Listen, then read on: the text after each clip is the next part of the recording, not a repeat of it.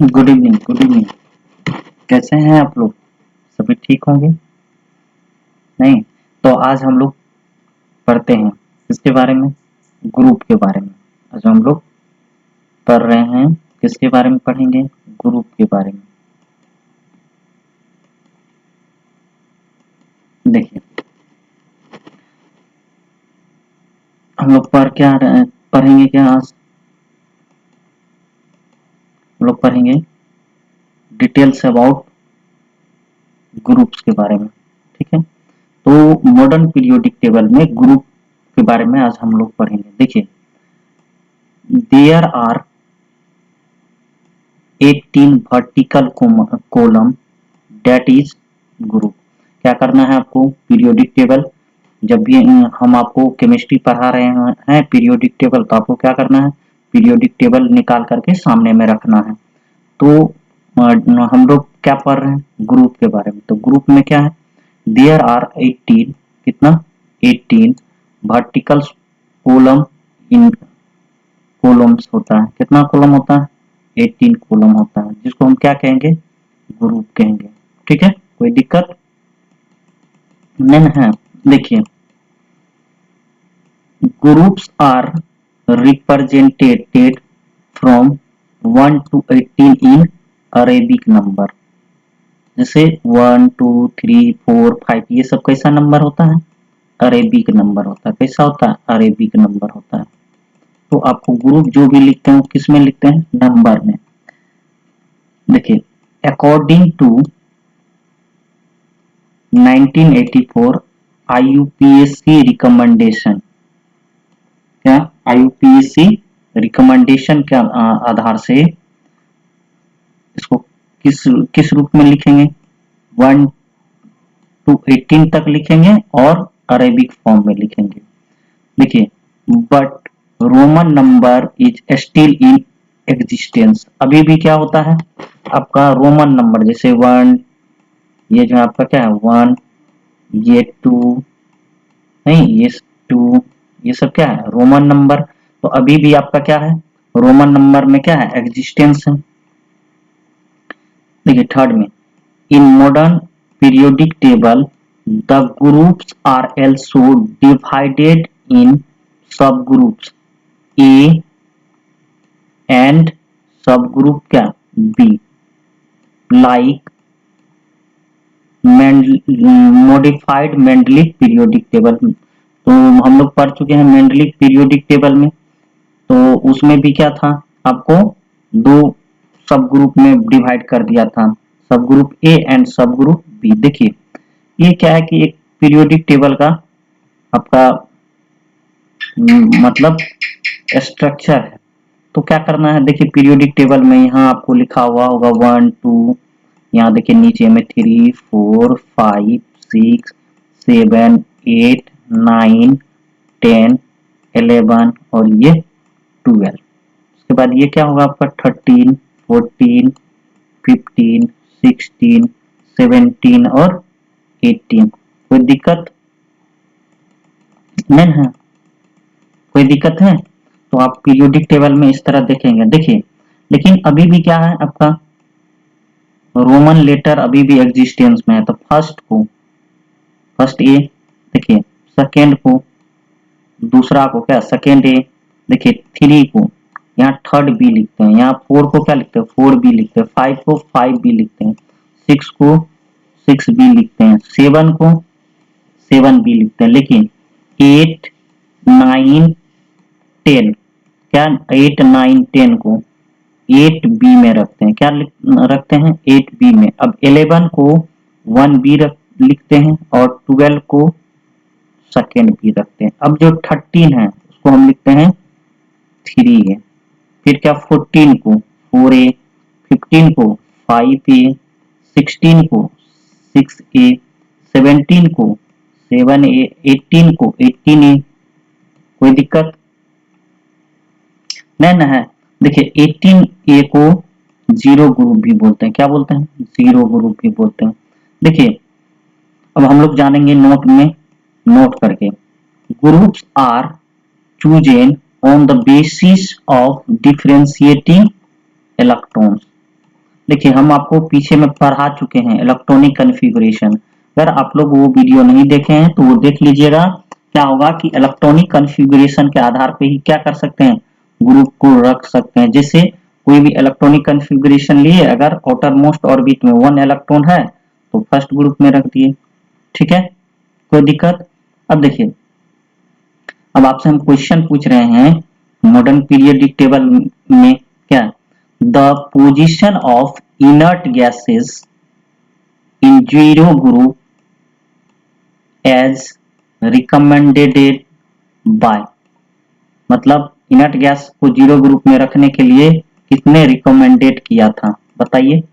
इसका आंसर होगा राम से। क्या, राम से। क्यों, देखिए, most of inert gas is discovered by Ram से, ठीक है, कोई दिक्कत नहीं है।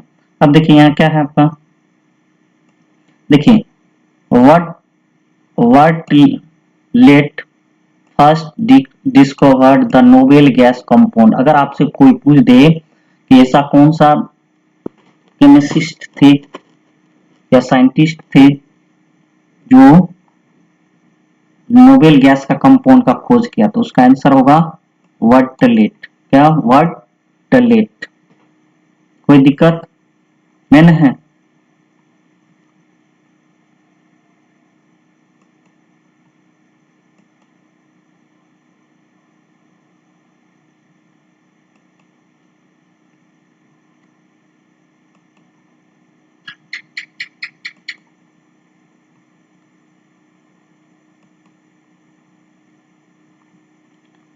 अब देखिए द द देखिए the 18 group of modern periodic table are also placed in 4 different block। क्या, जो भी 18 ग्रुप एलिमेंट है उसको कितने ब्लॉक में रखा है, तो 4 ब्लॉक है। कितना ब्लॉक में, तो 18 ग्रुप को हम किस में रखे हैं, किसमें बताइए, 4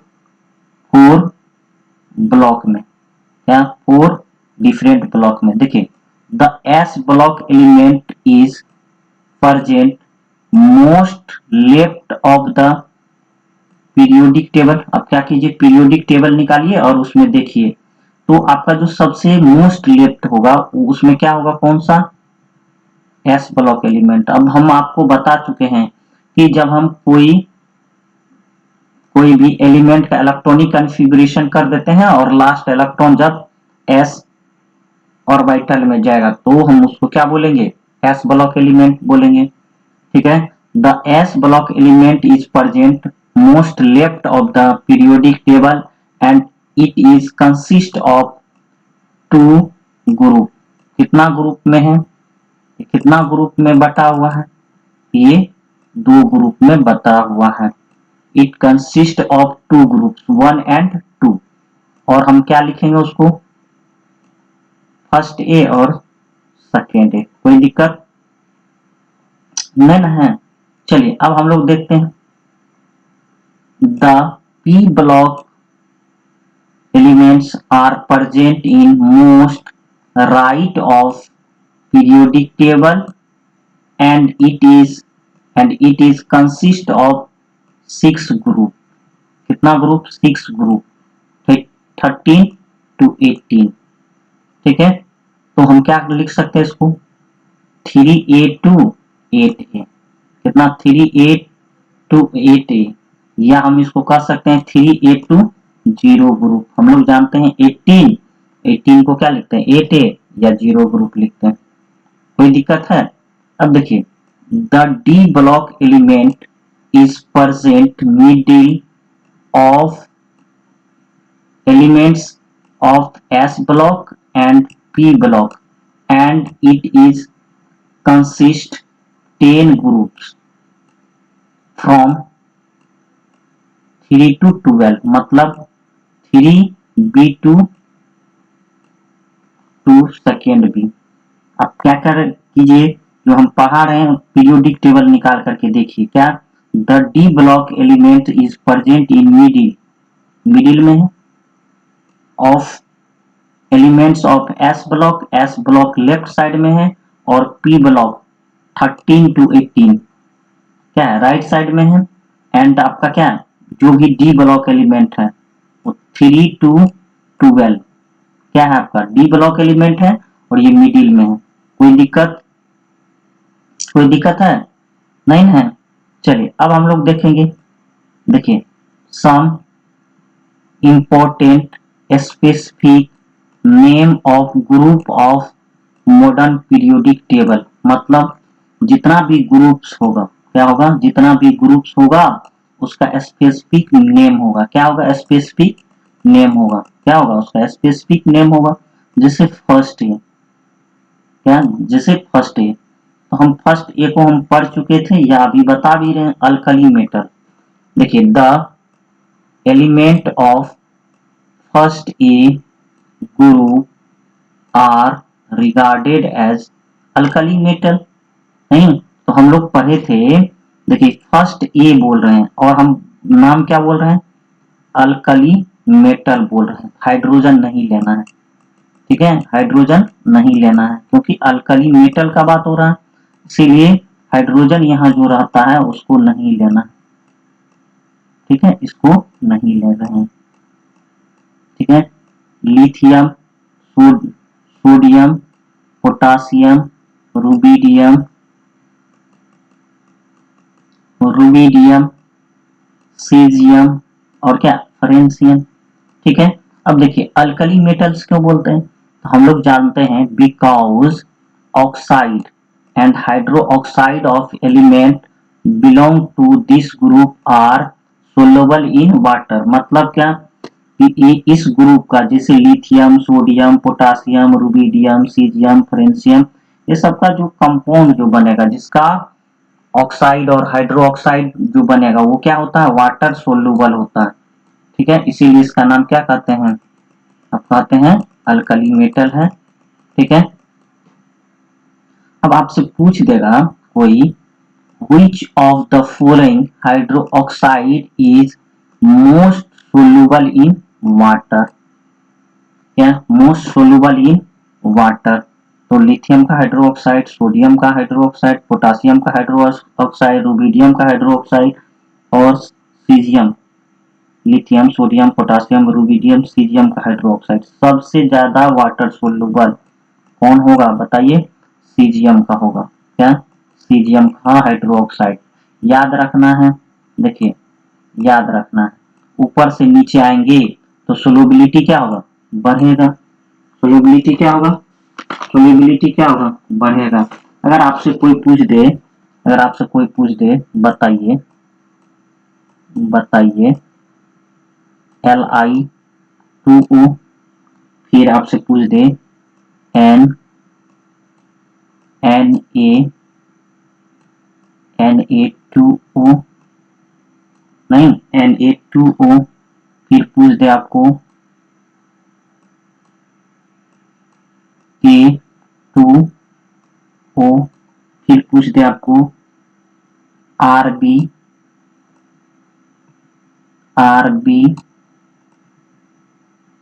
RB2O और CH2O में सबसे ज्यादा वाटर सोल्यूबल कौन सा होगा। ठीक है तो आप कहेंगे इसका आंसर होगा CH2O। याद रखना है ऊपर से नीचे आते हैं ग्रुप में, क्या ऊपर से नीचे आएंगे ग्रुप में, क्या होगा ऊपर से नीचे आएंगे ग्रुप में तो आपका सोल्यूबिलिटी बढ़ेगा। क्या होगा सोल्यूबिलिटी बढ़ेगा। ठीक है सोल्यूबिलिटी बढ़ेगा इसका मतलब लेटिस एनर्जी घटेगा। याद रखना ऊपर से नीचे आएंगे तो लेटिस एनर्जी क्या होगा घटेगा, लेटिस एनर्जी क्या होगा घटेगा और सोल्यूबिलिटी क्या होगा बढ़ेगा। कोई दिक्कत, कोई दिक्कत नहीं ना है।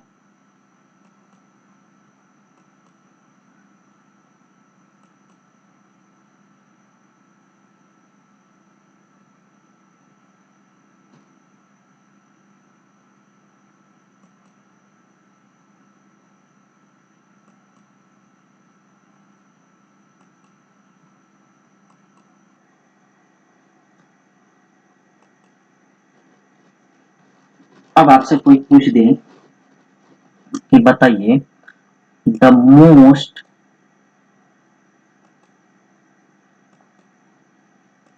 क्या पूछ दे, द मोस्ट एबंडेंट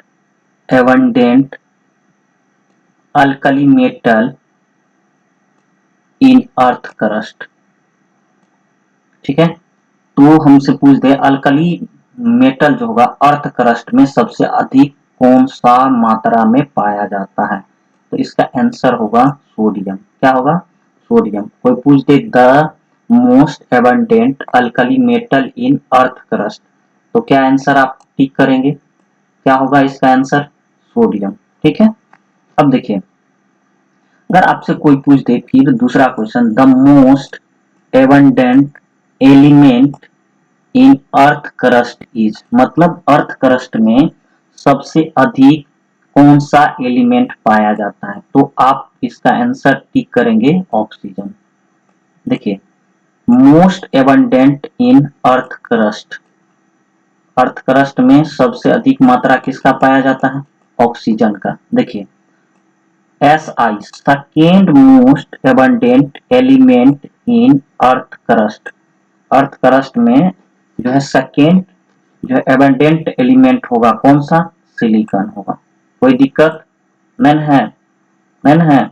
अब देखिए तीसरा अल्युमिनियम के बारे में, most abundant metal in earth crust, मतलब अर्थ क्रस्ट में सबसे अधिक मेटल कौन सा पाया जाता है, तो मेटल का बात जब भी आएगा तो आप क्या लगाइएगा? क्या लगाइएगा? अल्युमिनियम लगाइएगा। ठीक है, अब से हमसे पूछ दे second most abundant metal in earth crust, तो क्या करना है? एफ ही। लेकिन इस क्वेश्चन में जो पूछा हुआ है, क्या पूछा हुआ है? Most abundant element in earth crust, तो इसका आंसर क्या होगा? ऑक्सीजन होगा। लेकिन मेटल का बात होगा तो आप क्या कहेंगे? अल्युमिनियम कहेंगे। ठीक है, देखिए क्वेश्चन आपसे कोई पूछ दे which of the following alkali metal are not stored in kerosene oil। देखिए मोस्ट ऑफ जो अल्कली मेटल होता है उसको स्टोर करते हैं किसमें? किसमें स्टोर करते हैं? केरोसिन ऑयल में स्टोर करते हैं। लेकिन लिथियम जो है, क्या लिथियम जो है, इसका आंसर क्या होगा? लिथियम। तो देखिए lithium is lighter than kerosene oil, मतलब लिथियम का जो डेंसिटी है वो केरोसिन ऑयल से क्या है? कम है। तो लिथियम क्या होगा? केरोसिन ऑयल में ऊपर में तैरते रहेगा and float on the surface of kerosene oil and reaction occurs, मतलब ये क्या करेगा? रिएक्शन कर लेगा। So it is stored in paraffin wax coated wrapped, मतलब क्या करते हैं इसको?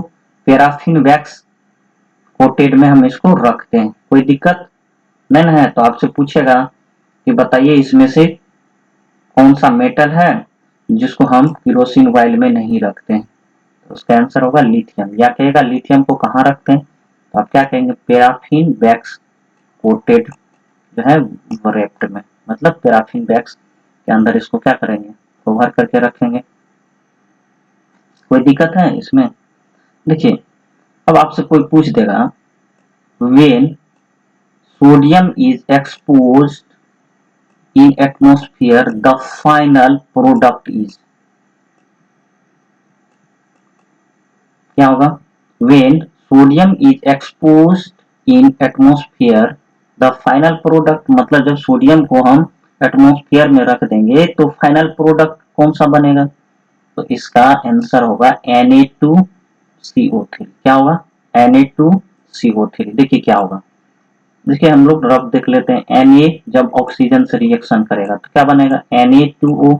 फिर क्या होगा? Na2O जो है एटमॉस्फेरिक वाटर से रिएक्शन करके क्या बना देगा?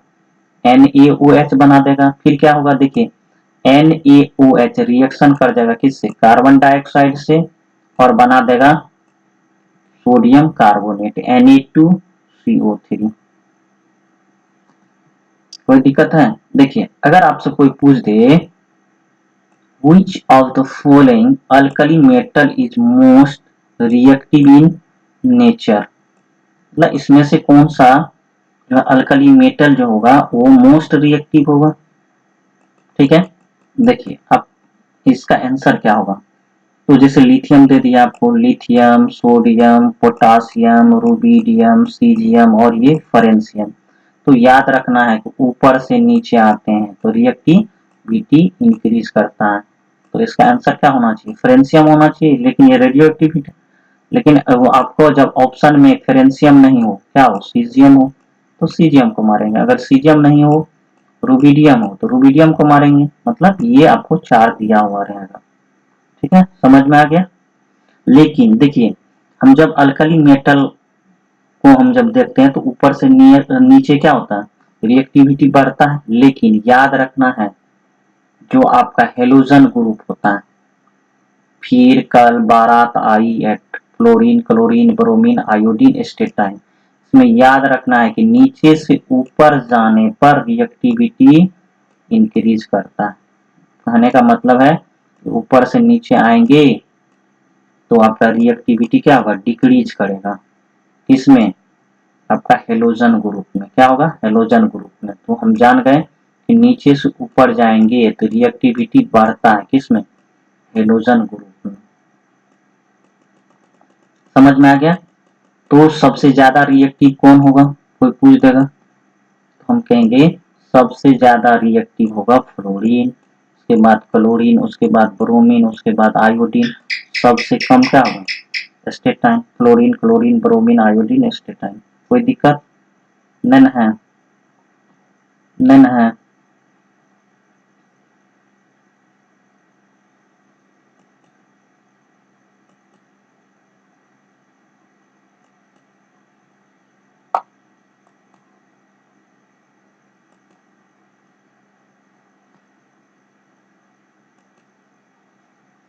देखिए, अब हमसे कोई पूछ देगा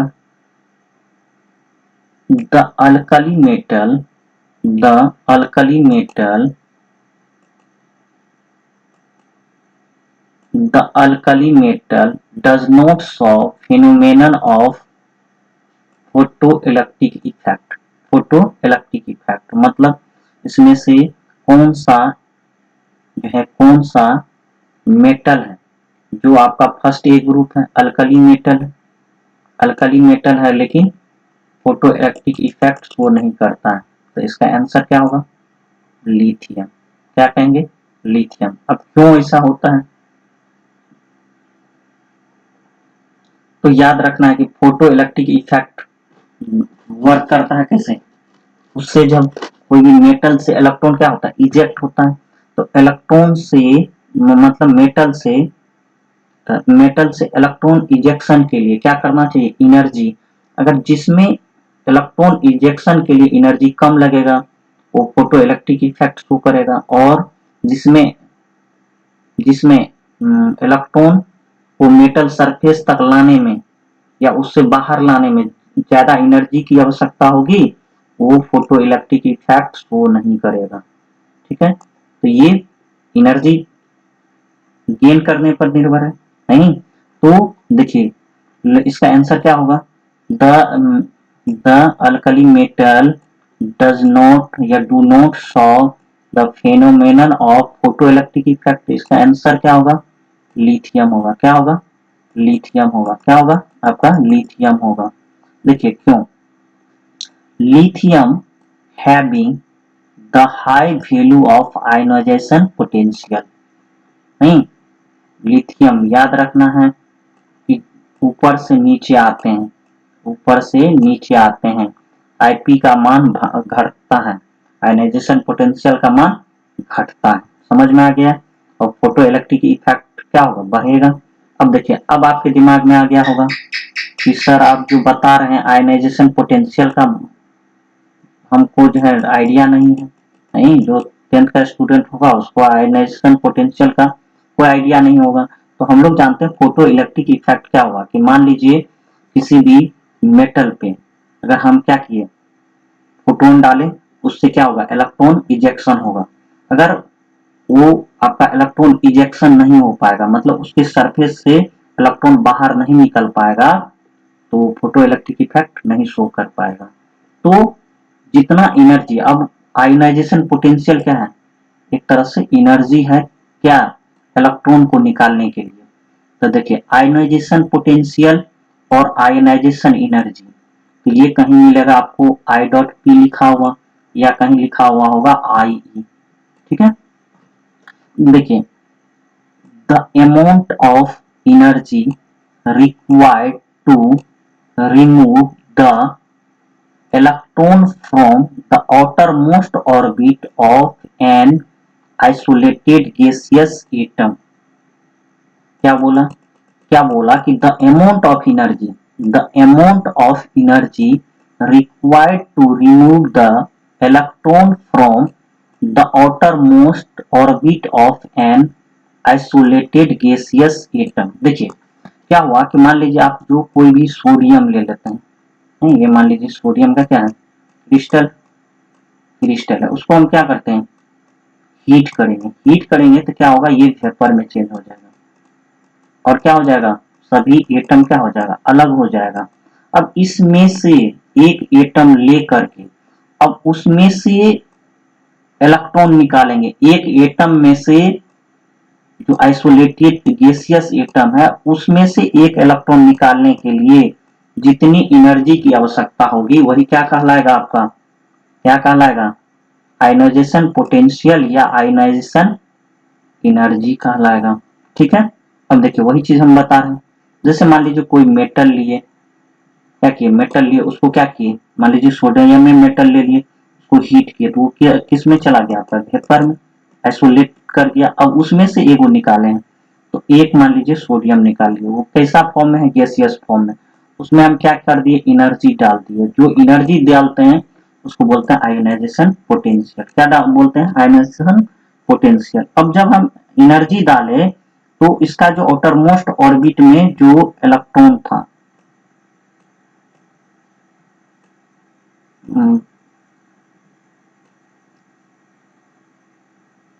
ठीक है, तो आपका जो इसके आउटर मोस्ट ऑर्बिट में जो इलेक्ट्रॉन था किसी भी एटम में जो मेटल होगा, तो वो क्या हो जाएगा, वो इजेक्ट हो जाएगा, बाहर निकल जाएगा, और उस किसमें बदल जाएगा, मतलब अगर कोई भी मेटल का बात ले लिए, सोडियम ले लीजिए, तो एक इलेक्ट्रॉन निकल जाएगा, तो क्या हो जाएगा, Na प्लस में हो जाएगा, या जो भी है Mg क्या हो जाएगा, Mg प्लस में हो जाएगा, जो लेंगे एक इलेक्ट्रॉन बाहर निकल जाएगा। उस समय जो इसका जो इतना जितना एनर्जी की आवश्यकता होगी उसको हम बोलते हैं फर्स्ट आईपी। अब देखिए ये जो केटायन फॉर्म हो गया, क्या हो गया, केटायन फॉर्म हो गया, जो मेटल हो उसका केटायन फॉर्म हो गया, वो भी क्या है आपका गैसियस में। फिर उसको हम क्या कर दिए, सेकेंड सेकेंड बार एनर्जी दे दिए, उसको अब क्या बोलेंगे, सेकेंड आईपी बोलेंगे।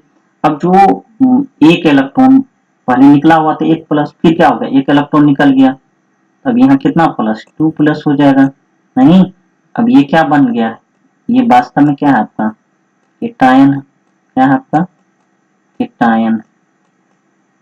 समझ में आ गया, समझ में आ गया ना, समझ में आ गया। तो हम क्या बोलेंगे, कोई बोलेगा आईपी का मतलब बोलेंगे ionisation potential, the amount of energy required to remove the electron from the outermost orbit of an isolated gaseous atom।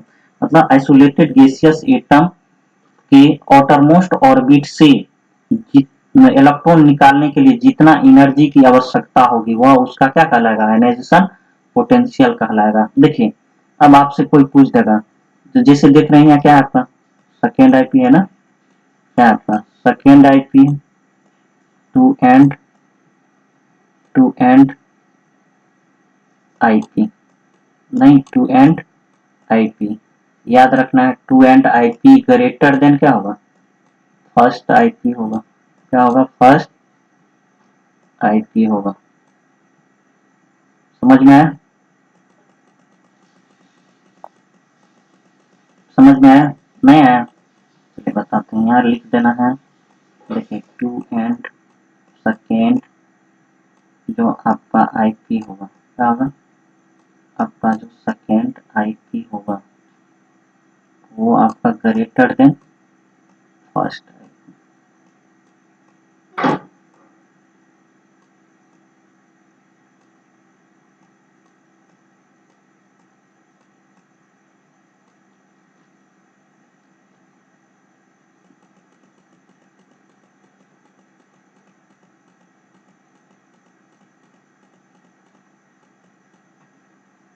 ठीक है, समझ में आ गया।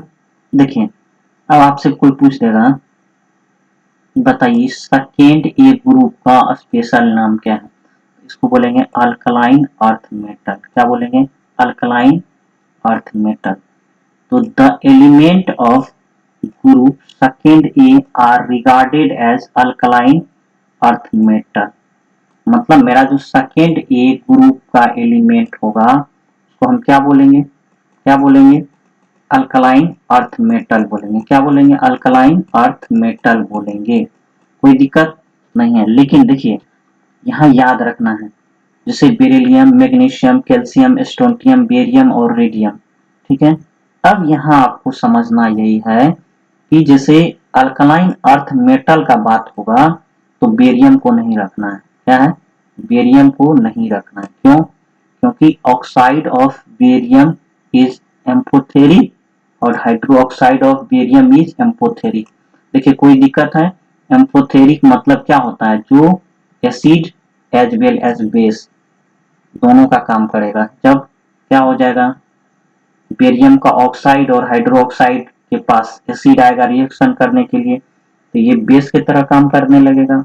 जब बेरियम का ऑक्साइड और हाइड्रोक्साइड के पास बेस आएगा रिएक्शन करने के लिए तो ये एसिड का काम करने लगेगा। इसीलिए जो है बेरियम को अल्कलाइन अर्थ मेटल ग्रुप में नहीं रखें। समझ में आ गया आपको? समझ में आ गया ना?